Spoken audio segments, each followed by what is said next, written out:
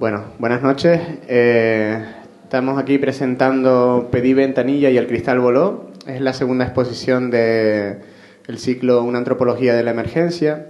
Como saben, en la anterior exposición se presentó un poco el proyecto, pero de forma básica para explicarlo y para los que no vinieron la última vez. Se trata de un ciclo que intenta poner en cuestión el concepto de la sala, de esta sala que ya lleva una trayectoria y cuyo concepto viene a ser la idea del arte emergente, ¿no? Entonces, las exposiciones de este ciclo vienen a preguntarse qué es exactamente ese término y cómo se podría hablar en la actualidad acerca de la emergencia. Obviamente nosotros trasladamos esa emergencia hacia una acepción más urgente, ¿no? Más acorde con la realidad social de nuestro tiempo y también de nuestro contexto. Entendemos que una exposición como esta habla del contexto canario, ¿no? En el sentido de que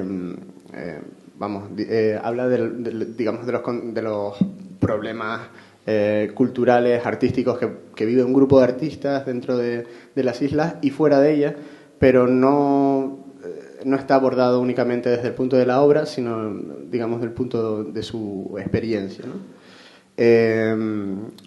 Ellos han utilizado una metáfora, un recurso alegórico de la ventanilla y el cristal que vuela, y más o menos viene a definir dos ideas diferentes, bastante claras. La primera vendría a decir que había una expectativa dentro del arte contemporáneo y de ese modelo que viene a ser el artista emergente, y ha habido un golpe, un choque, una descompresión que viene a ser la realidad social que ha arrojado a ese artista a ese contexto, ¿no?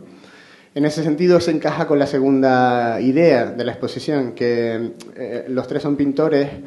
Normalmente, al igual que los artistas, los pintores han sido asociados con una situación un poco contemplativa de la realidad, distante, que no tiene ningún tipo de implicación con lo que está pasando.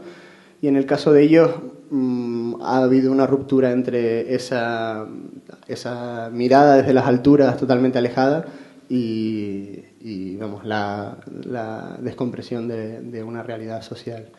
En ese sentido, José Otero, Moneyball Lemes y Francho Castro han hecho no digamos una exposición que trata de ser una queja, una especie de llanto, sí, digamos, no sé, unos quejicas acerca de su propia situación, sino que han defendido y han hecho una exposición que viene a reclamar su posición desde la precariedad en la que vive el sector de la cultura y en concreto ellos como artistas han, digamos, hecho una reclama valiente, ¿no? Sin más, dejo a José Otero como representante del grupo y nada, muchas gracias por venir.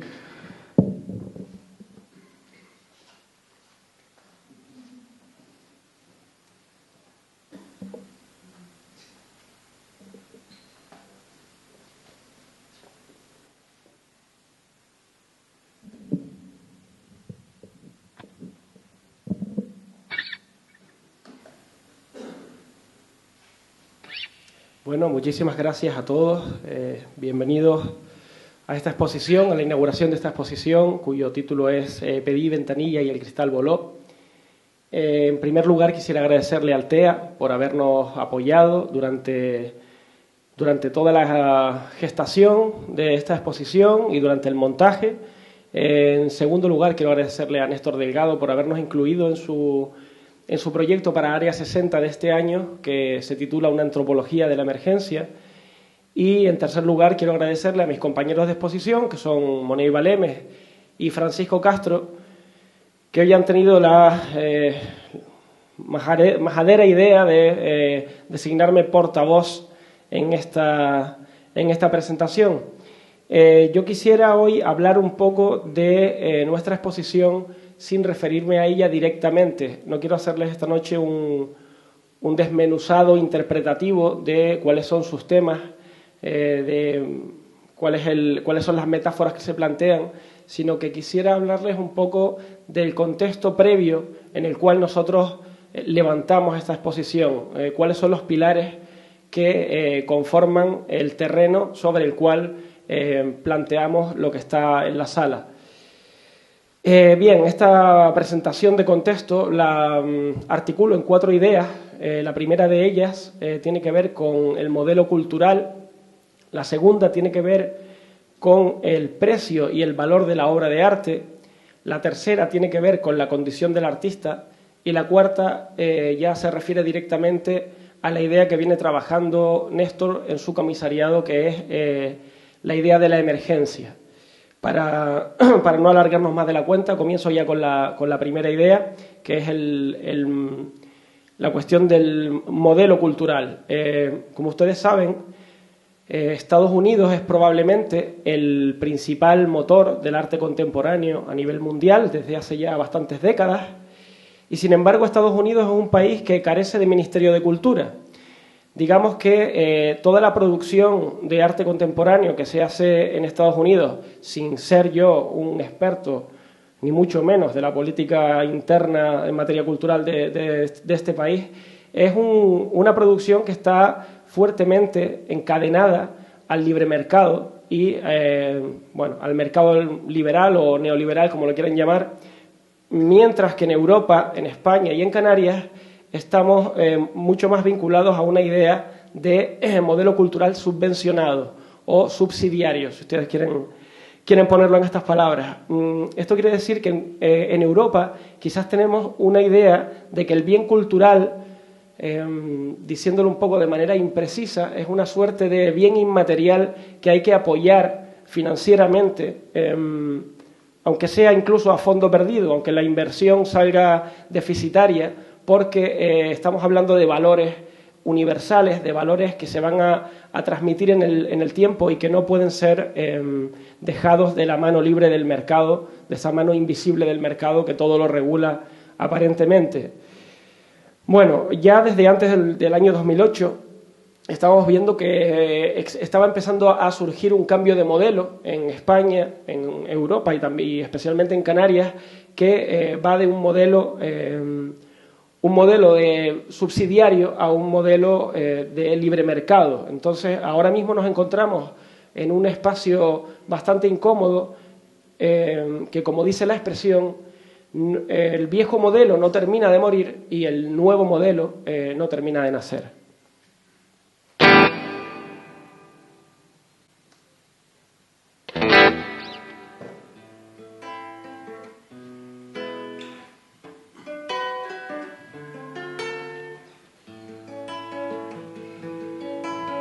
Pifo, que me llamo Francho, sí. Que aprobaron el proyecto de Néstor en el TEA. ¡Joder, qué puta! ¿Cómo me voy a quitar de encima el modelo de la subvención en España y en Canarias? Todo el mundo mama o ha mamado alguna vez. Yo también he mamado. El Estado me ha alimentado, pero nunca he robado. ¿Qué vas a decir? ¿Qué vas a decir? ¿Qué vas a decir? ¿Qué vas a decir? ¿Cómo me puedo quitar de encima el modelo importado de cultura? ¿Quién la paga? Es quien la manda. Mira el plátano que bello se ve, subvencionado de al 100%. Tu fundación.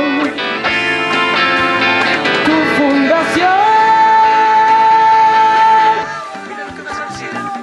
Mira lo que vas a decir. Subvención. Subvención. Subvención.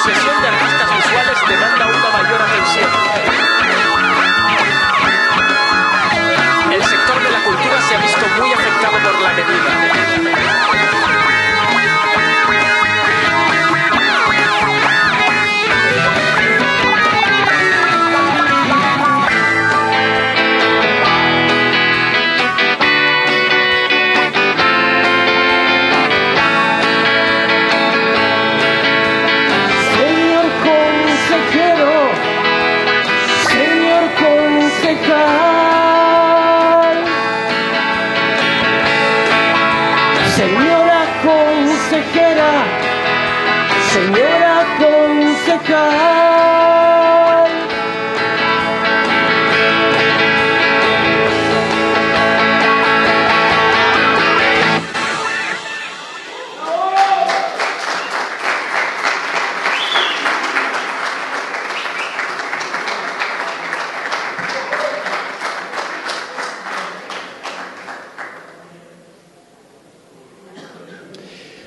Bien, comentando la segunda idea que forma parte de uno de los pilares sobre los que se sustenta esta exposición, quería introducir la cuestión del precio y el valor, o por ponerlo en terminología marxista, sobre el valor de uso y el valor de cambio de la obra de arte. ¿Cómo podemos legitimar o fundamentar un valor de cambio o un precio en función de un valor de uso que está sujeto a una gran cantidad de, por así decirlo, decisiones subjetivas o de decisiones en las cuales no existe un consenso claro? Pensamos que este es uno de los núcleos duros de reflexión de la teoría artística y de la filosofía y de la estética que a día de hoy sigue irresuelto. Es difícil establecer, más allá de la así llamada justificación institucional, un valor de uso o un valor en sí mismo que sea fácilmente traducible a un valor de cambio o un precio. Como todos sabemos, el mercado del arte es un mercado suntuario, un mercado de élite, un mercado de lujo. Así como en el mundo de otros mercados de lujo, como puede ser la joyería o puede ser la especulación con minerales preciosos, con los diamantes, con el oro, existen unos patrones más o menos sólidos a la hora de tasar dichos materiales que tienen que ver pues, con la abundancia de ellos en la naturaleza o con otro tipo de factores.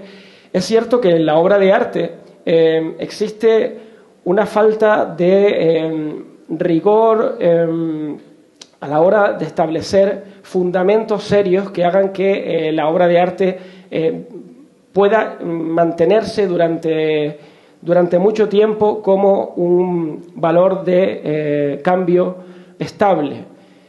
Esto no ha sido tratado solamente por la teoría del arte, sino también por muchos artistas. Quizás la pieza más famosa sea el Urinario de Duchamp, que critica, que pone en solfa cuáles son los valores y cómo podemos traducir en precio una obra de arte, o las famosas deposiciones de Piero Manzoni enlatadas, que alcanzan precios astronómicos en las cotizaciones del mercado del arte. Y bueno, hoy en día nosotros no tenemos la llave que solvente este misterio, y no vamos a aportar nada al respecto porque desde luego es un tema muy complejo. Lo que sí queremos es hacer entender que este problema, esta dicotomía o paradoja entre estos dos conceptos de valor de arte, valor de cambio y valor de uso, tiene una traducción o un correlato que es la figura contradictoria, compleja, que supone la condición del artista. Vamos a verlo un poquito más adelante.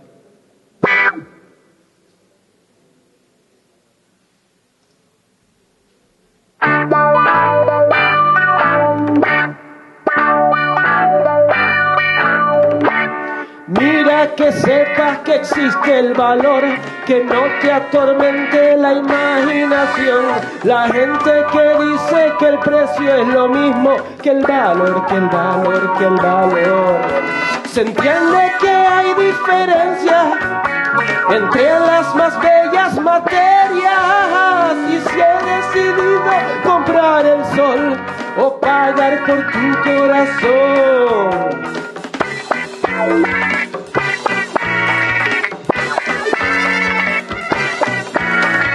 Que no me digan que el precio es valor, que no me vendas tu corazón.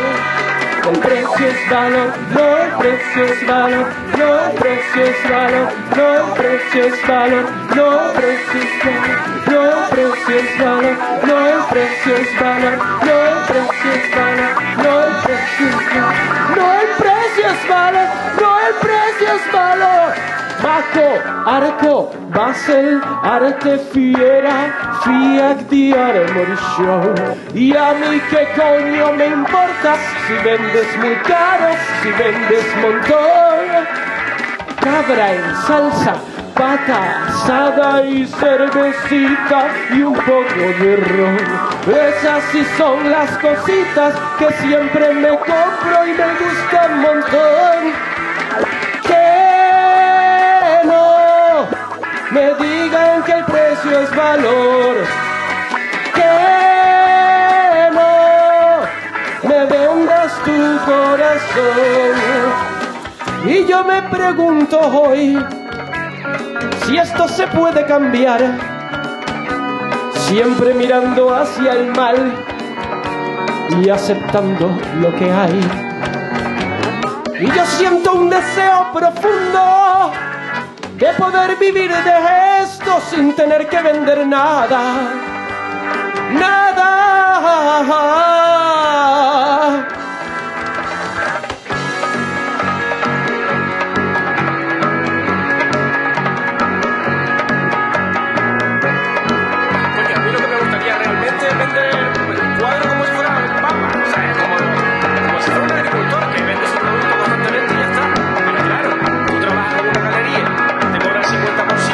Te cobra 50%. Más de visitas al año, aunque luego, claro, te llevan a ferias, te dan reconocimiento internacional.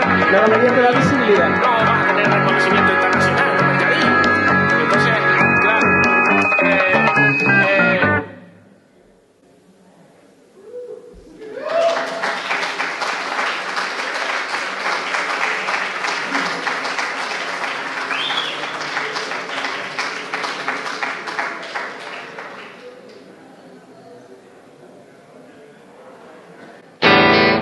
Bien, decía que aparejada a la contradicción o a la dificultad que existe a la hora de establecer un consenso o un fundamento en la relación del precio y el valor de la obra de arte, aparejada a esta dificultad tenemos la condición del artista.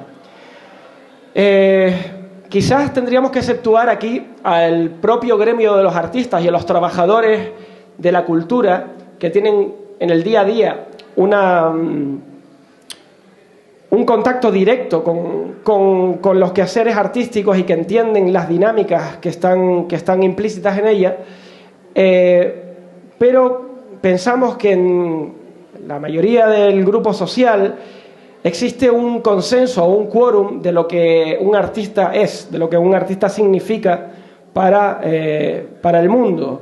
Estoy hablando también desde los grupos sociales que no tienen un contacto con la cultura como aquellos otros grupos sociales que sí lo tienen, que frecuentan exposiciones, que visitan museos, que acuden a conciertos o que van mucho al cine. Parece haber un acuerdo en que un artista, por un lado, es una suerte de figura prestigiosa, una figura que se valora, que tiene una alta estima y que su trabajo consiste en encontrar esas verdades esenciales o fundamentos de época que van a ser expresados o traducidos en diferentes obras de arte que nos van a dar a las sociedades una visión de nosotros mismos en la historia. Esta visión, la visión del artista visionario, del artista que a través de la inspiración es capaz de dar con dichas verdades, es naturalmente muy honorable. Pero aparejada a esta visión, tenemos por otro lado la figura del artista como profesional. Un artista suele ser como un profesional, pues frecuentemente un autónomo, que sin lugar a dudas no puede presumir de tener una carrera sin sobresaltos como pudiera tener cualquier otro profesional liberal, tal que un dentista, un ingeniero o una persona que tenga un pequeño taller de reparación de coches. Digamos que la carrera del artista no suele ser lineal, está llena de altibajos a nivel profesional, a pesar de que la respetabilidad profesional, la respetabilidad del prestigio se mantenga constantemente en alza. Todos los artistas nos hemos enfrentado a la majadera pregunta de si podemos vivir de ello. de si nos podemos pagar nuestra vida con ello. Esta pregunta, no por majadera, por insolente, por entrometida, deja de apuntar hacia algo que tristemente es bastante cierto.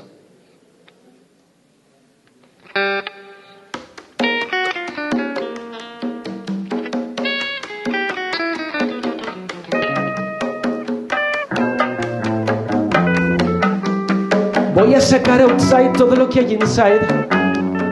Voy a sacar outside todo lo que hay inside. Soy el artista. Soy el artista. Siento en el fondo del alma algo muy especial. Siento en el fondo del alma algo muy especial. Yo soy artista. Yo soy artista. Y siempre miro para la luna y nunca dejo de sentir mariposa, poesía. Es lo que me gusta a mí, melancolía.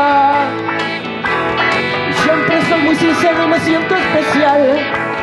Aparte de mí, perdona, pero soy Un artista de verdad, no es un gilipollas, es una persona más, trabaja en sus cosas. Un artista de verdad, no es un gilipollas, es una persona más, trabaja en sus cosas. Yo sé que hay mucho fantoche que trata de hacerte pensar que es una persona inspirada, que es una persona genial. ¡a trabajar!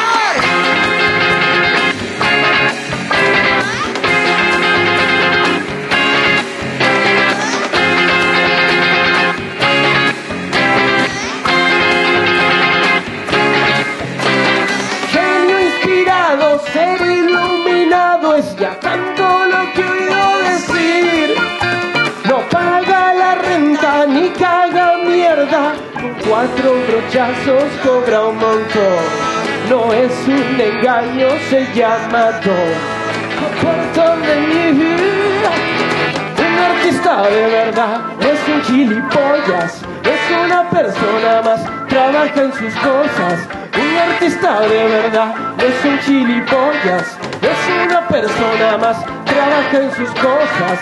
Yo sé que hay mucho fantoche que trata de hacerte pensar que es una persona inspirada, que es una persona genial.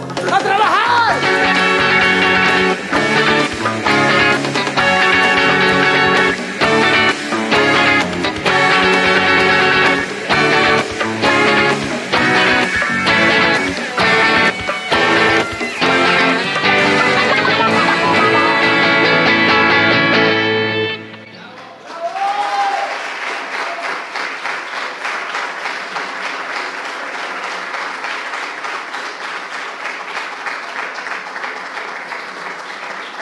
Gracias. Bien, para ir acabando, comento el último punto, que es precisamente el punto que viene, la idea que viene trabajando Néstor para su comisariado en Área 60, que es la idea de la emergencia, el artista emergente. Así como la condición del artista la hemos entendido de una forma dual, con 2 puntos de vista distintos que son de alguna manera contradictorios, la idea de la emergencia también la vamos a entender de la misma manera, y vamos a hablar primero, por un lado, del concepto profesional del ramo de las bellas artes, en el cual esta idea se ha acuñado, si no estoy demasiado mal informado, pues hace menos de 2 décadas. El artista emergente es aquella persona que desde el anonimato aparece a la escena de la institución del arte. Frecuentemente es una persona joven, muchas veces también incluso es un estudiante que, aparece a la escena del arte contemporáneo con visos de quedarse en ella y de progresar y tener una carrera más o menos sólida y más o menos estable. Por otro lado, tenemos la concepción común de lo que significa la emergencia como una suerte de imperiosa necesidad, como una suerte de urgencia. Y quisiéramos esta noche entender la palabra emergencia no tanto en estas dos acepciones como en bruto, ¿no? ¿Por qué? ¿Por qué queremos entenderla así? Bien, porque la emergencia, el concepto de emergencia dentro del ramo profesional de las artes quizás sea una idea que se aplique en contextos culturales muy distintos a los de Canarias. Podemos pensar en el norte de Europa, podemos pensar en Estados Unidos, en donde el mercado del arte es sólido, donde existen instituciones públicas y privadas que permiten que el artista tenga una carrera sin sobresaltos, pero en Canarias, a pesar de que nos podamos encontrar con instituciones tan sólidas como por ejemplo el TEA, hay otra serie de cuestiones que tampoco voy a estar pormenorizando, como quizás la falta de coleccionismo u otras, que hacen que la figura del artista emergente directamente se convierta en la figura de un artista sumergente.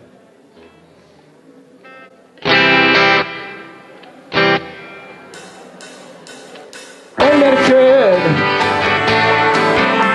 o sumergir, dos tontas cuestiones de arte contemporáneo. Fracasar o triunfar, eso se preguntan ya los comisarios.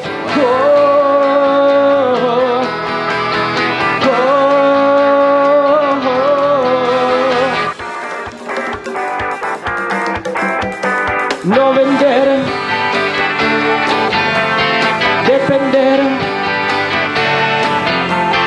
de una subvención o de un trabajo estable. Fracasar, no triunfar, eso es lo normal en el mundo del arte.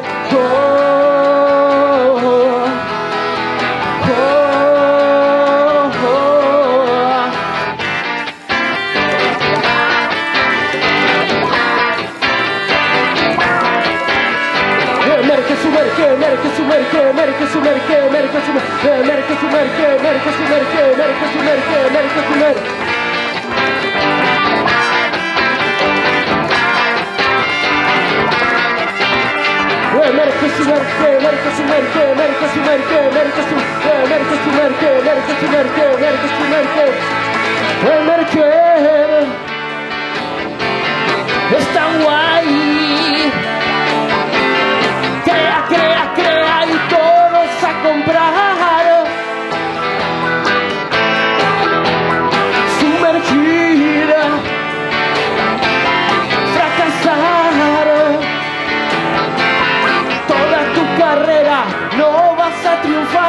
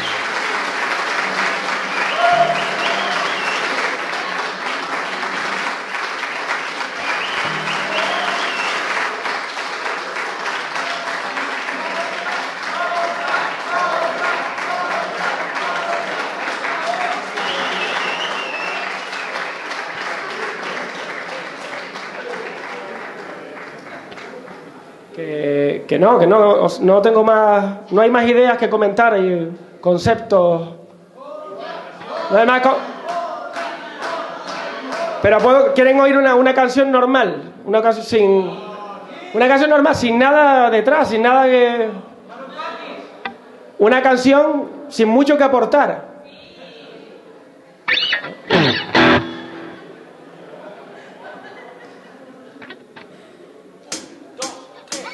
Escucha esta canción, una canción normal, un rock and roll correcto sin mucho que aportar.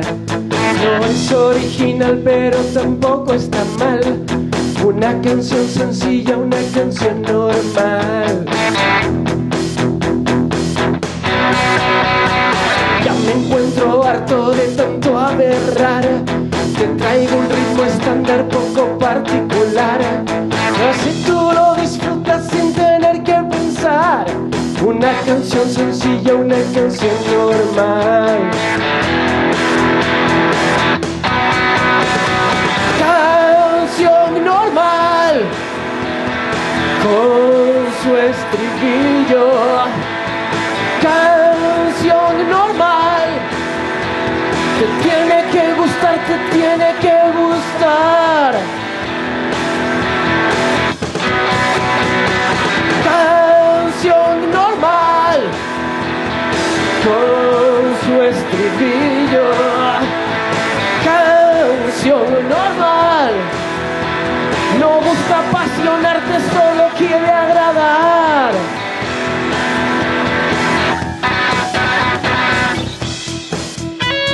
Aquí suena el solo de guitarra. Es un solo convencional.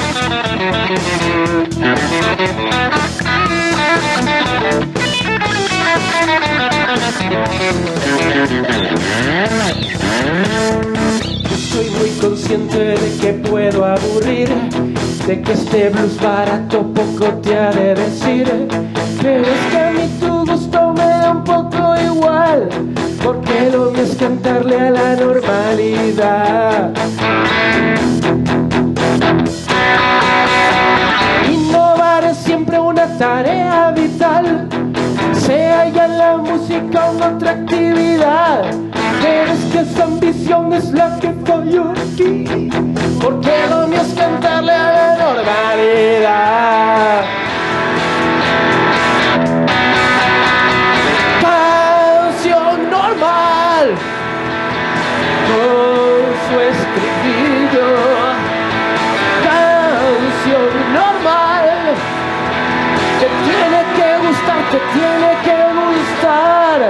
Canción normal, vamos todos, con su estribillo. Canción normal, no busca apasionarte, solo quiere agradar. Canción normal, con su estribillo. Canción normal, un ejercicio más de racionalidad. Muchas gracias, buenas noches.